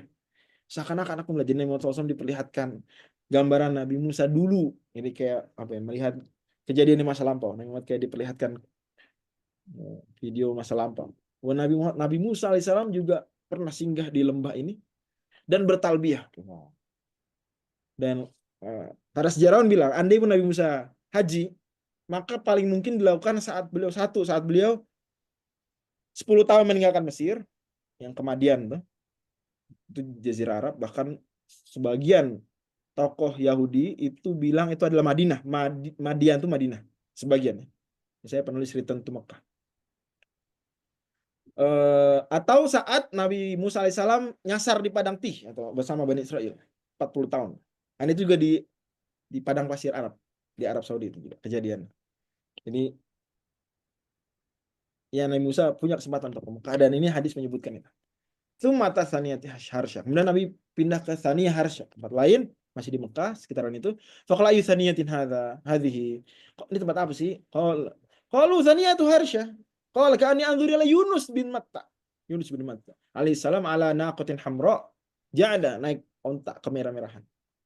Alai jubbatun min suf, pakai jubah dari wol dan seterusnya. Wa huwa yulabbi, beliau bertalbiyah. Banyak dalam apa namanya buku-buku sirah, misalnya Subulu Al-Huda wa Rasyad, disebutkan oleh Imam As-Solihi riwayat-riwayat yang banyak tentang para nabi berhaji, Nabi Isa dan lain-lain. Juga kitab Akhbaru Makkah karya Al-Azraqi juga menyebutkan itu. Lain-lain riwayat macam-macam. Hadis lain Muslim juga menyebutkan soal itu. Bahkan juga ada namanya tefilin.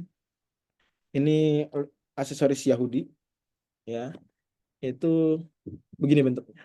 Yang banyak waktu masuk peneliti Yahudi itu bilang ini sebenarnya Ka'bah, ini simbol Ka'bah. Mirip banget. Atau Victoria disebut juga kan. Phylacteria. Kemudian dan memang ada di apa namanya ajaran Yahudi seperti itu. Juga tawaf keliling kali juga itu ritual di Hak Sukot. Namanya juga Hak Sukot. Kalau bahasa Arab haji, bahasa Arab dan bahasa Ibrani kan saudaraan, rumpun Afro-Asiatik ya, bahasa Afro-Asiatik. Dan cocok dengan Allah Subhanahu firmankan di surah Al-Hajj sendiri. Likulli umatin ja'alna mansakan hum nasiku. Setiap umat kami menjadikan masing-masing punya manasik. Dan kata-kata nuskah itu istilah Yahudi tuh. Nuskah. Juga syir'atul minhag itu istilah Yahudi. Ya, istilah Ibrani. Jadi kayak Masya Allah ya. Al-Quran itu ketika menyebut satu istilah, baka tadi kita sebut ya. Terus sekarang mansak. Terus utama lagi tadi minhaja. Itu enggak kosong, enggak cuma nyebut variasi kata enggak, tapi juga itu seolah-olah kalau yang dengar itu adalah ahli kitab, relate buat dia. Oh iya, gue pernah denger ayat ini. Iya lagi, gitu kan gitu. Iya lagi. Oh iya baka, oh iya lagi. Ada gue pernah baca, gitu. Itu menguatkan keimanan ahli kitab ya kepada Islam. Nah, ini pembahasan terakhir. Setelah udah jelas bahwa kita pada akhirnya itu ajaran Nabi Ibrahim, Mekah tuh valid secara historis dan seterusnya. Pertanyaan, sujud ke Ka'bah itu nyium Hajar Aswad itu musyrik bukan sih? Nah itu. Jadi bisa aja ada orang bilang, oke, gue percaya dah itu ajaran Nabi Ibrahim, sip. Tapi bisa aja itu musyrik kan? Lu sujud ke Ka'bah, lu sujud ke batu, bisa aja. Nah, kita jawab. Kita perlu tahu konsepnya paganisme. Baca buku-buku tentang paganisme. Menjelaskan bagaimana konsep. Mereka semua punya konsep, ya. Bahwasanya mereka memang menyembah batu ini, gitu.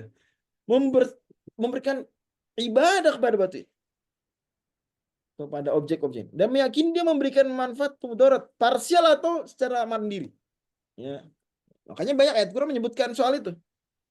Jadi Quran kadang menyebut orang Yahudi, orang ahli kitab, musyrikin tahu yang menurunkan pujian Allah dan seterusnya.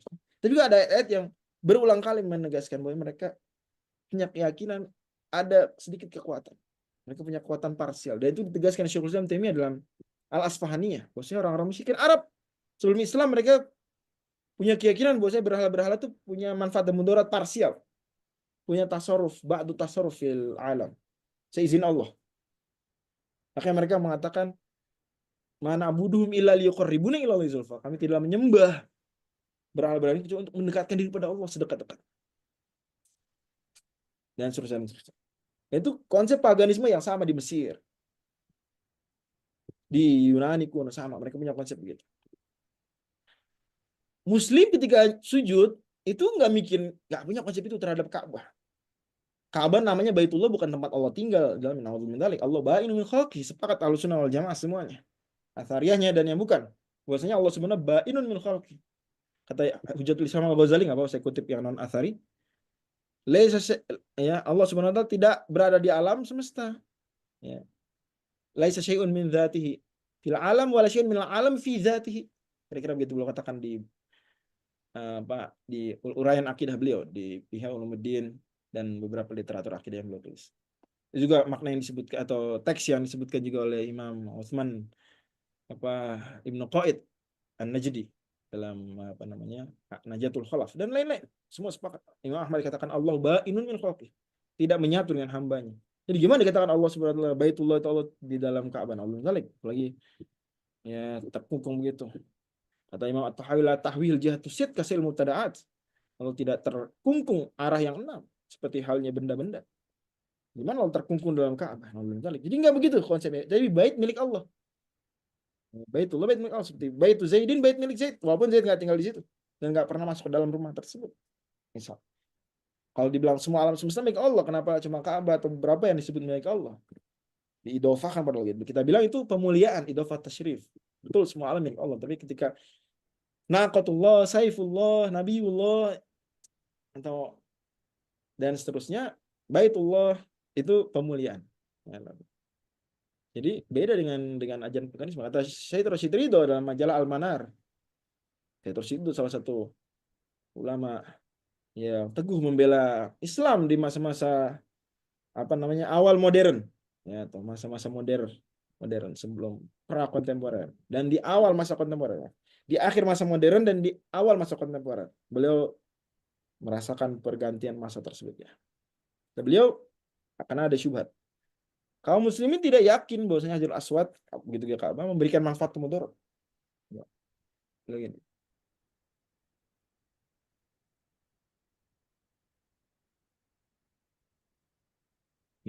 ذلك أن عبادة الشيء عبارة عن اعتقاد أن له سلطة غيبية يترتب عليها الرجاء ينفعه لمن يعبده أو دفع الضرر عنه والخوف من ضره لمن لا يعبده أو لمن يقصر في تعظيمه سواء كانت هذه السلطة ذاتية لذلك الشيء المعبود فيستقل بالنفع والضرر أو كانت غير ذاتية له بأن يعتقد أنه واسطة بين من لجأ إليه وبين المعبود الذي له السلطة الذاتية.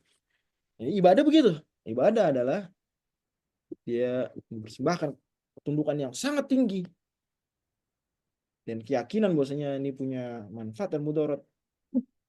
Ya. Ada hukuman buat yang nggak nyembah. Baik dia mandiri dalam manfaat al-mudarat atau dia perantara saja, atau dia punya kekuatan parsial. Wala yujadu ahadun minal muslimina ya'taqidu anna al-hajarul aswad yanfa'u aw yadurru bi sultatin dzatiyatin lahu wala anna sultatahu taqribu man ya'buduhu wa yalja'u ilaihi ilallah. Enggak ada orang Islam punya keyakinan nyembah hajar aswad. Enggak ada. Kalau di paganisme, di mana paganisme? Arah aja. Kalau aja Islam disebut paganisme, apa mau orang yang ke tembok ratapan disebut paganis? Orang yang menghadap salib disebut paganis misalnya. Kalau mereka bilang, oh enggak, ini bukan paganis. Anggaplah, oke. Kalau gitu Islam lebih jauh daripada paganisme. Itu cuma arah aja. Makanya bahkan cuma arah yang bisa disimpangi. Ya enggak? Bisa disimpangi. Banyak ulama berpendapat kalau kita jauh dari Mekah, kita cukup menghadap arah kira-kira. Ini boleh menyimpang 45 derajat kanan atau ke kiri, boleh. Nggak pas benar Ka'bah. Banyak ulama berpendapat begitu. Kalau jauh dari Ka'bah, kalau nggak lihat-lihat Ka'bah beneran. Dan ulama bisa bilang hampir sepakat bahwasanya kalau orang udah beristihad dan salah ngira ini arah Ka'bah ternyata bukan, sholatnya sah, nggak usah diulang. Terus diulang itu pendapat banyak ulama lah, mungkin nggak sampai hampir ijma misalnya. Atau sholat sunnah misalnya, lebih ringan lagi sholat sunnah. Bisa dibilang mainstream ulama berpendapat nggak harus ngadap kiblat. Itu bisa disimpangi. Kalau kita nyembah Ka'bah, itu nggak bisa disimpangi dong, nyembah bisa arah. Ini Ka'bah. Bahkan Ka'bah hancur. Apa pernah hancur nggak? Di masa Bani Umayyah pernah hancur. Tetap kok sholat ngadep ke arah tersebut. Nanti di akhir zaman akan hancur lagi. Dihancurin. Sama juga. Tetap sholat. Tetap, bahkan tawaf tetap akan ada nanti. Sebagaimana ada riwayat-riwayat. Ala kulli hal. Saya mau tutup dengan membawakan kutipan dari Sebeos, pendeta Armenia.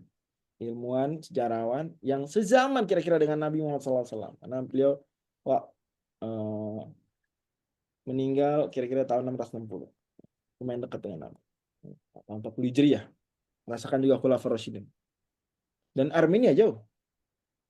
Beliau mengakui bahwa memang Muhammad preach, saying, mengajarkan mengikuti ajaran Nabi Ibrahim.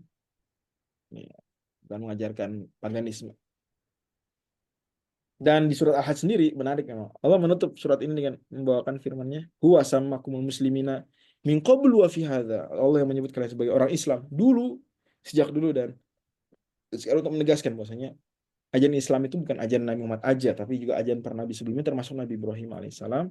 Maka kalau ada ajaran-ajaran dari haji yang mirip ya seperti ajaran sebelumnya, atau sholat, mirip ada sujudnya ajaran agama, ajaran lain.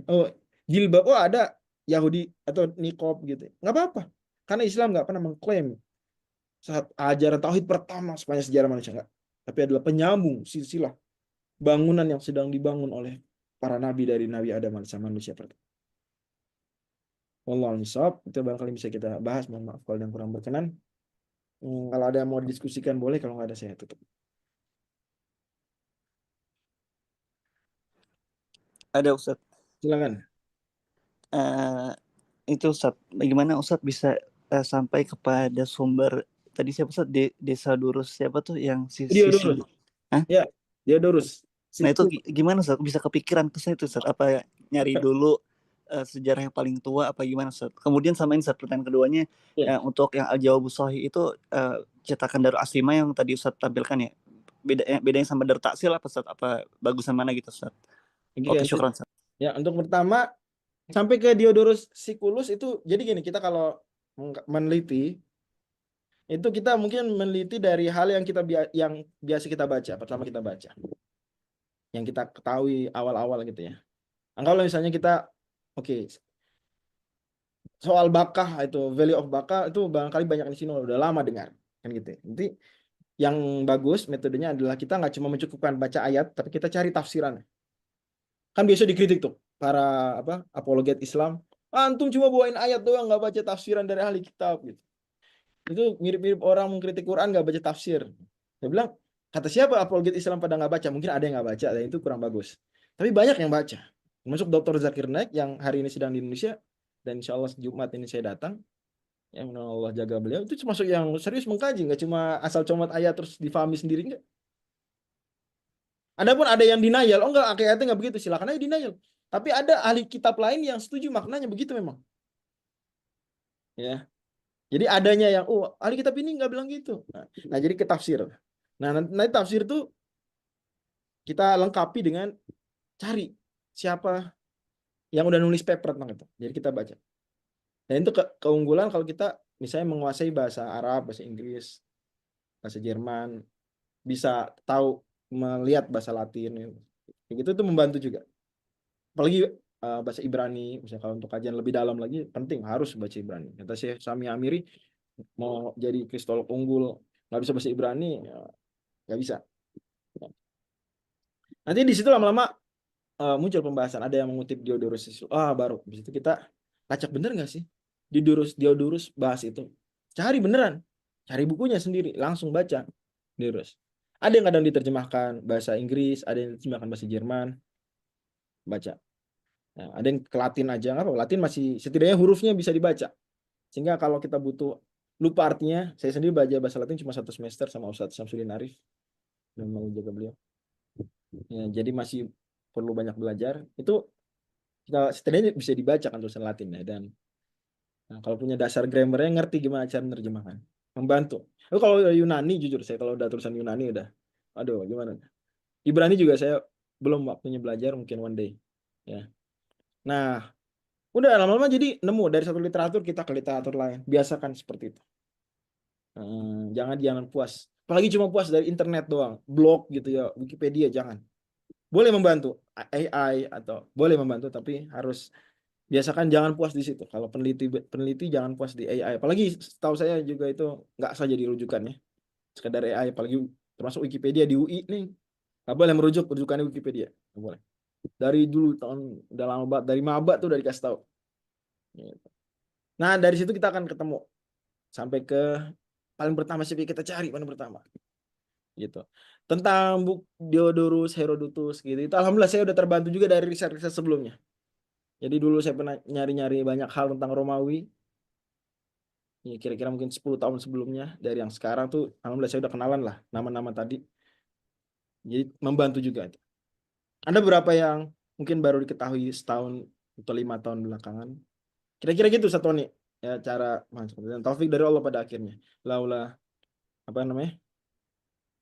Aunun minallahi lil fatah lakana awwalumah yaqdi alaihi.